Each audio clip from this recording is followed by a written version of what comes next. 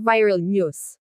Megastar at buong pamilya, todo iyak sa nangyari. Paalala lang po, ang video na ito ay base lamang sa nakalap na impormasyon at nag-viral na rin sa iba't ibang platform, maging sa social media at Instagram. Bumuhos ang luha ng sikat na veteran matapos naghayag ng kanilang saloobin kaugnay ng pakikipaglaban ng kanyang anak. Si Casey ay anak ni Sharon Cuneta at Gabby Concepcion. Sa kanyang Instagram post noong gabi ng Martes, January 23, 2024, ibinahagi ni Sharon ang bagong upload na picture ni Casey na may nakakabit na dextrose sa bandang kanan ng kanyang kamay. Sa caption, sinabi ni Sharon labis siyang naapektuhan sa kalagayan ngayon ng kanyang anak, dahil nga sa malayo ito sa kanya. Mahal kong anak, patawarin mo ako kung hindi kita agad na bisita, dahil nga ang layo mo sa amin ng mga kapatid mo. Hindi man daw vocal si Sharon sa kanyang nararamdaman.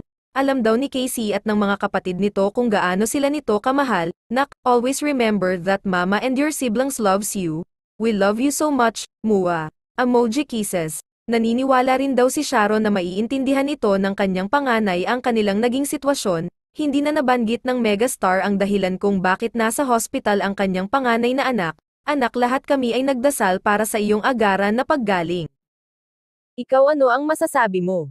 Kung bago ka pa lang sa showbiz ko, please huwag kalimutan mag-subscribe, mag-like at i-click ang notification bell upang lagi kang updated sa susunod na mga showbiz ko.